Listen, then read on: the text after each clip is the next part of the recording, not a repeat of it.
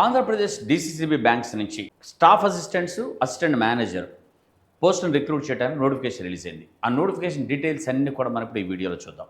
Okay, మీరు ఈ examination prepare అవుతున్నా, లేకపోతే ఏ competitive examination, banking, SSC, railway ఏది ప్రిపేర్ అవుతున్నా సార్, రేస్ ఇన్స్టిట్యూట్ మీకు మంచి కంటెంట్ ప్రొవైడ్ చేస్తుంది. దానికోసం మీరు మా సోషల్ మీడియాని ఫాలో అవ్వండి.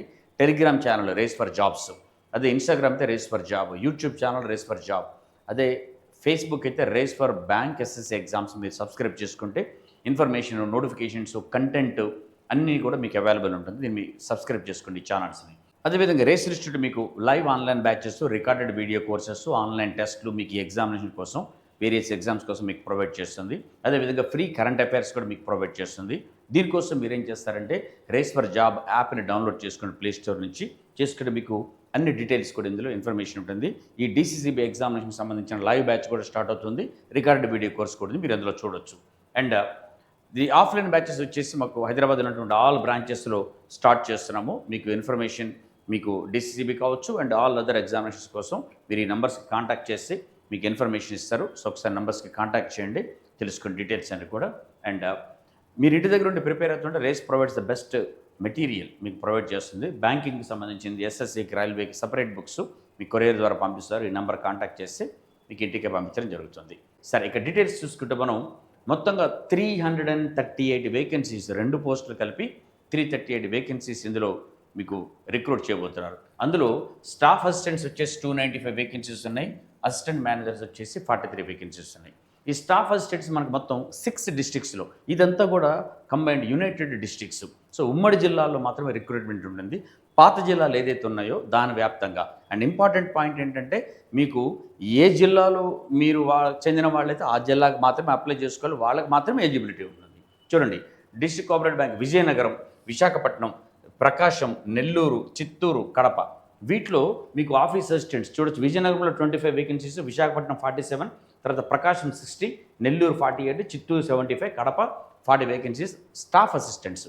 ఇక అసిస్టెంట్ మేనేజర్స్ మనకు 2 డిస్ట్రిక్ట్స్లో, ఒకటి వచ్చేసి ప్రకాశం జిల్లాలో 20 వేకెన్సీస్, కడప జిల్లాలో 23 వేకెన్సీస్ ఇప్పుడు ప్రజెంట్గా రిక్రూట్ చేయబోతున్నారు. తర్వాత ఫ్యూచర్లో వేరే జిల్లాలు కూడా రావచ్చు. ఇప్పుడు మాత్రం ప్రజెంట్గా ఈ జిల్లాల రిక్రూట్మెంట్ మొత్తం కలిపితే మనకి 338. సో అదేవిధంగా సాలరీస్ కూడా చూడండి. మీకు స్టాఫ్ అసిస్టెంట్స్కి మీకు చూస్తే 24,050 బేసిక్ పేతో మొదలు పెట్టుకొని ఉంటుంది. సో అంటే మీకు ఒక 40,000 పైన పర్ మంత్ శాలరీ వస్తుంది. అదే అసిస్టెంట్ మేనేజర్ చూడండి, మీకు 40,480 బేసిక్ పేతో స్టార్ట్ అయితే మంత్లీ 62,571 రూపీస్ మీకు శాలరీ వస్తుంది. అదర్ పర్క్స్, బెనిఫిట్స్ కూడా మీకు వస్తాయి. సో మంచి శాలరీస్ మీ జిల్లాలోనే చేసే అవకాశం ఉంటుంది. కాబట్టి డీసీసీబీకి ఎప్పుడైనా సరే కాంపిటీషన్ బాగుంటుంది, ఎక్కువ మంది అప్లై చేస్తారు, ఇష్టపడతారు. అండ్ ఇక ఎలిజిబిలిటీ చూడండి, ఏ జిల్లా వాళ్ళు, మీరు ఈ జిల్లాలో ఇప్పుడు నేను చెప్పిన వాళ్ళు ఏ జిల్లా వాళ్ళకి సంబంధించిన వాళ్ళు ఆ జిల్లాకు మాత్రమే, లోకల్ జిల్లా డిస్ట్రిక్ట్ వాళ్ళకి మాత్రమే ఎలిజిబిలిటీ ఉంటుంది. గ్రాడ్యుయేషన్ మీరు చూడండి 24/7/26 వరకు మీకు గ్రాడ్యుయేషన్ కంప్లీట్ అయిపోయి ఉండాలి. అది దీని వరకు ఎవరికి, ఆఫీస్ అసిస్టెంట్స్కి, స్టాఫ్ అసిస్టెంట్స్కి. అదే మీకు అసిస్టెంట్ మేనేజర్ అయితే మాత్రం డిగ్రీలో 60% కానీ పీజీ పాస్ కానీ ఉండాలి. మీరు కామర్స్ గ్రాడ్యుయేట్ అయితే మాత్రం 55% వస్తే సరిపోతుంది మీకు. ఓకే, తర్వాత ఏజ్ కూడా 1 జూన్ 26 వరకు 20 ఇయర్స్ దాటి ఉండాలి, 30 ఇయర్స్ లోపల ఉండాలి జనరల్ క్యాండిడేట్స్. తర్వాత రిజర్వ్డ్ క్యాండిడేట్స్కి మీకు అప్పర్ ఏజ్ లిమిట్లో రిలాక్సేషన్ ఉంటుంది. ఇక examination fee SC, ST, PWB, BD and ex servicemen వాళ్ళకి 590 రూపీస్ ఇంక్లూడింగ్ జిఎస్టీ పే చేయాలి. అదే ఓసీ, బీసీ, ఈడబ్ల్యూఎస్ వాళ్ళు మాత్రం 826 రూపీస్ పే చేయాల్సి ఉంటుంది. ఇక ఇంపార్టెంట్ డేట్స్ చూడండి, 24th జూన్ నుంచి స్టార్ట్ అవుతుంది అప్లై చేసుకోవడానికి. 7th ఆగస్టు లాస్ట్ డేట్ మీరు అప్లై చేయడానికి. ఫీజు కట్టుకోవడానికి కూడా 7th ఆగస్టే లాస్ట్ డేట్ ఉంది. ఎగ్జామినేషన్ మీరు ఆగస్టు, సెప్టెంబర్లో కండక్ట్ చేస్తారు. ఓకే, అండ్ ఇక సెలక్షన్ ప్రొసీజర్ ఏంటంటే సింపుల్, ఓన్లీ 1 టెస్ట్. ఆన్లైన్లో కండక్ట్ చేసే స్టాఫ్ అసిస్టెంట్స్కి సపరేట్గా, తర్వాత అసిస్టెంట్ మేనేజర్కి సపరేట్గా ఎగ్జామినేషన్ కండక్ట్ చేస్తారు. ఆ 1 ఎగ్జామినేషన్లోనే దట్టు అది ఇంగ్లీష్లో కండక్ట్ చేస్తారు. దాన్ని బేస్ చేసుకునే మీ ఫైనల్ సెలక్షన్ అనేది తీసుకోవడం జరుగుతుంది. ఇక ఎగ్జామ్ ఎట్లుందో చూద్దాం. అసిస్టెంట్ మేనేజర్కి ఆన్లైన్ టెస్ట్ వచ్చేసి మీకు 5 సెక్షన్స్ ఉంటాయి. Reasoning, quantitative aptitude and data interpretation, English language, financial awareness, computer knowledge. ఈ 5 సెక్షన్స్కి ఒక్కొక్క దాంట్లో 40 క్వశ్చన్స్ చొప్పున 200 క్వశ్చన్స్ అంతే మార్కులు ఉంటాయి.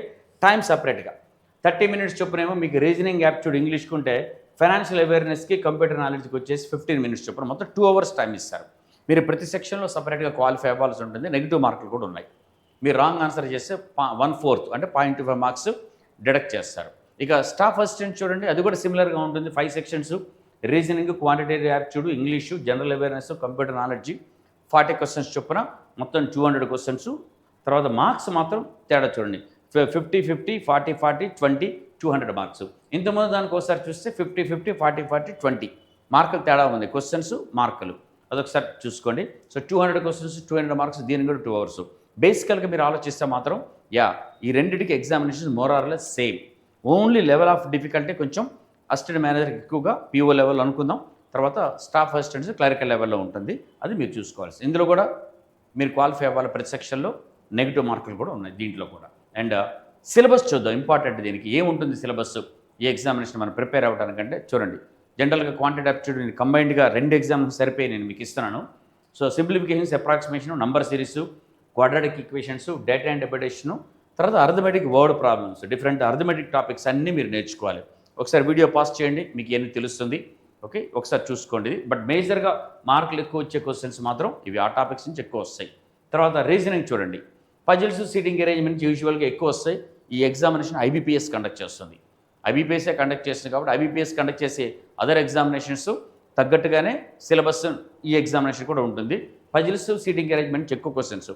Inequality, syllogism, coding, decoding, blood relations, directions, order and ranking, alphanumeric series, తర్వాత machine input output, data sufficiency, logical reasoning నుంచి మీ క్వశ్చన్స్ వస్తాయి. ఇక ఇంగ్లీష్ చూస్తే మీకు రీడింగ్ కాంప్రహెన్షను, వొకాబులరీ, తర్వాత గ్రామర్ బేస్డ్ క్వశ్చన్స్ వస్తాయి. రీడింగ్ కాంప్రహెన్షన్ నుంచి ఒక 7, 8, 9 క్వశ్చన్స్ దాకా వస్తాయి. తర్వాత వొకాబులరీ నుంచి ఉంటుంది. తర్వాత గ్రామర్ బేస్ చేసుకుని క్వశ్చన్స్ ఉంటాయి. ఆ గ్రామర్ బేస్ చేసుకుని అడిగే క్వశ్చన్సే క్లోజ్ టెస్ట్ కావచ్చు, ఎర్రర్, స్పాటిక్ ఎర్రర్ కావచ్చు, సెంటెన్స్ రీఅరేంజ్మెంట్ కావచ్చు, ఫిల్ ఇన్ ద బ్లాంక్స్ కావచ్చు, ఫ్రేజల్ రీప్లేస్మెంట్, వర్డ్ రీప్లేస్మెంట్, ఇలాంటివి మీకు గ్రామర్ బేస్ చేసుకుని అడిగేటువంటి క్వశ్చన్స్. ఇక general awareness, financial awareness, main important ఏంటంటే current affairs. Almost 60-70% questions, last 60% current అఫైర్స్ని బేస్ చేసుకునే ఉంటాయి. దాన్ని రిలవెంట్గా బ్యాంకింగ్ అండ్ ఫైనాన్షియల్ అవేర్నెస్ మీకు తెలియాలి. RBI, SEBI, NABARD, budget, monetary policy, reports, Basel norms, ఇవన్నీ కూడా తెలుసుకోవాలి. తర్వాత అవేర్నెస్ ఆన్ క్రెడిట్ కోఆపరేటివ్స్ చాలా ఇంపార్టెంట్, ఇది గుర్తుపెట్టుకోండి. తర్వాత గవర్నమెంట్ కానీ మీరు కోఆపరేటివ్ బ్యాంక్లోనే చేస్తారు కాబట్టి క్రెడిట్ కోఆపరేటివ్స్ గురించి తెలుసుకోండి. తర్వాత government schemes, central bank, state bank, ఇక్కడ సెంట్రల్ బ్యాంక్, సెంట్రల్ గవర్నమెంట్తో పాటు స్టేట్ బ్యాంక్ కూడా చాలా ఎక్కువగా చూసుకోవాలి మీరు. తర్వాత ఎకానమీ అండ్ తర్వాత స్టాటిక్ అవేర్నెస్, తర్వాత important national international organisations, sports, awards, summits మనం స్టాటిక్ జీకే అంటాం. So books and authors, days and themes static జీకేలో ఉండే, క్యాపిటల్, సో కరెన్సీ, కంట్రీస్, ఇవన్నీ కూడా ఇట్లాంటివి. బట్ మెయిన్ గుర్తుపెట్టుకోండి, ఫైనాన్షియల్ అండ్ జనరల్ అవేర్నెస్ క్వశ్చన్సే మీకు ఎక్కువ క్వశ్చన్స్ అడుగుతారు. ఆర్బీఐ, మానిటరీ పాలసీస్, ఇవన్నీ చాలా త్వరగా ఉండండి. క్రెడిట్ కోఆపరేటివ్ సొసైటీస్ గురించి బాగా తెలుసుకోండి, ఎక్కువ క్వశ్చన్స్ వస్తాయి దాని నుంచే. సో ఇది దీనికి ఉన్నటువంటి సిలబస్. కరెక్ట్గా ప్లాన్ చేసుకుంటే మాత్రం డెఫినెట్గా మీరు ఇందులో సక్సెస్ తెచ్చుకోవచ్చు. దీనికోసం లైవ్ ఆన్లైన్ బ్యాచ్ మీకు 3rd ఆగస్ట్న స్టార్ట్ అవుతుంది. 1 month బ్యాచ్ ఒకటి ఆగస్ట్న స్టార్ట్ అవుతుంది. You can join in that batch. Recorded video course already available ఉంది. 1 month బ్యాచ్లు, ఆఫ్లైన్ బ్యాచెస్ కూడా అన్ని బ్రాంచెస్లో స్టార్ట్ అవుతుంది. మీరు కాంటాక్ట్ చేయొచ్చు మా నెంబర్స్కి. బట్ మంచిగా ప్రిపేర్ అవ్వండి. మీ డిస్టిక్లోనే, మీ స్టేట్లో ఉన్న మీ డిస్టిక్లోనే జాబ్ తెచ్చుకునేటువంటి అవకాశం మీకు దీని ద్వారా దొరుకుతుంది. సో బాగా ప్రిపేర్ అవ్వండి. All the very best.